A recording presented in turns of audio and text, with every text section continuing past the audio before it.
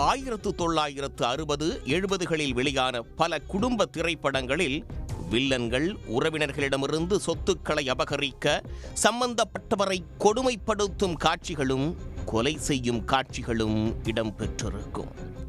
குறிப்பாக 1965 வெளியான எங்கள் வீட்டு பிள்ளை திரைப்படத்தில் பெரிய செல்வந்தரின் வாரிசான எம்ஜிஆரை அவரது அக்கா கணவர் கஜேந்திரன் என்ற கதாபாத்திரம் சாட்டையால் அடித்து கொடுமைப்படுத்தி மிகவும் பயந்த சுபாவம் கொண்டவராக வளர்த்து வருவார்.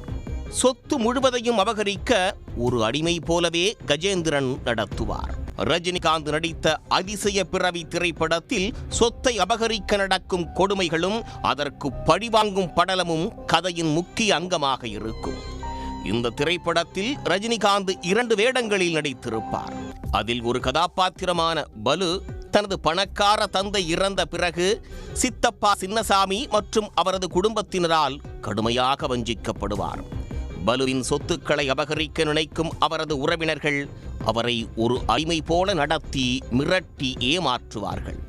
இந்த திரைப்பட காட்சிகளை எல்லாம் விடவும் கொடுமையான ஒரு சம்பவம் உத்தரப்பிரதேச மாநிலத்தில் நிஜத்தில் நடந்திருக்கிறது. மகோபா மாவட்டத்தைச் சேர்ந்தவர் ஓம் பிரகாஷ் சிங். 70 வயதான இவர் ரயில்வே துறையில் பணியாற்றி 2015ஆம் ஆண்டு ஓய்வு பெற்றார். 2016ஆம் ஆண்டு சிங்கின் மனைவி இறந்துவிட்ட நிலையில் அவர் தன்னுடைய மனநலம் பாதிக்கப்பட்ட 27 வயது மகள் ரஷ்மியுடன் வேறொரு வீட்டிற்கு குடிபெயர்ந்தார். இந்த நிலையில் சமைப்பதற்காகவும் மகளை கவனித்துக் கொள்வதற்காகவும் ராம் பிரகாஷ் குஷ்வாகா மற்றும் அவரது மனைவி ராம் தேவி ஆகியோரை வேலைக்கு அமர்த்தியுள்ளார். இவர்கள் ஆரம்பத்தில் சாதாரணமாக வேலை பார்ப்பது போல் தெரிந்தாலும் காலப்போக்கில் அந்த வீட்டை தங்கள் கட்டுப்பாட்டிற்குள் கொண்டு வந்து பிறகு ஓம் பிரகாஷையும் அவரது மகளையும் வீட்டுச் சிறையில் அடைத்து விட்டனர். தரைத்தளத்தில் உள்ள அறையில் தந்தையையும் மகளையும் அடைத்துவிட்டு அந்த தம்பதியினர் மாடியில் சொகுசாக வாழ்ந்து வந்துள்ளனர். 5 ஆண்டுகளாக அறையில் அடைக்கப்பட்ட தந்தை மற்றும் மகள் இருவரும் உணவு மற்றும் பராமரிப்பு இல்லாத காரணத்தால் பெரும் துயரத்திற்கு ஆளாகியுள்ளனர். இதில் ஓம் பிரகாஷ் திங்கட்கிழமையன்று உயிரிழந்து விட்டதாக கிடைத்த செய்தியை கேட்டு அவரின் சகோதரர் அமர் சிங் ரத்தோர் மற்றும் உறவினர்கள் வீட்டுக்கு வந்துள்ளார்கள். அங்கு அவர்கள் கண்ட காட்சி அவர்களை அதிர வைத்திருக்கிறது.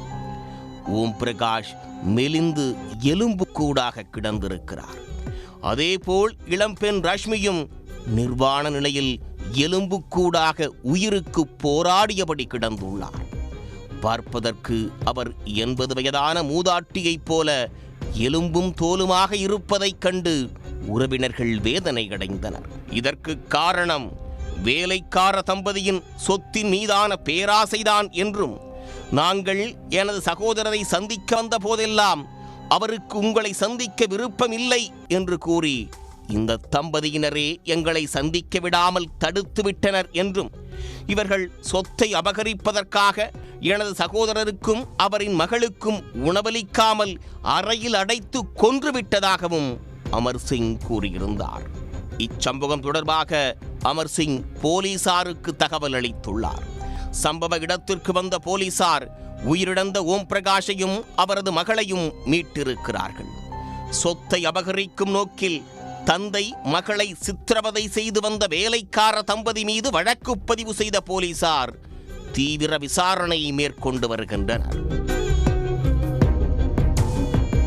சொத்துக்காக வேலைக்கார தம்பதி உரிமையாளரை வீட்டுச் சிறையில் அடைத்து உணவளிக்காமல் பட்டினி போட்டு கொன்ற சம்பவம் உறவினர் மற்றும் பொதுமக்களிடையே பெரும் அதிர்ச்சியை ஏற்படுத்தியுள்ளது.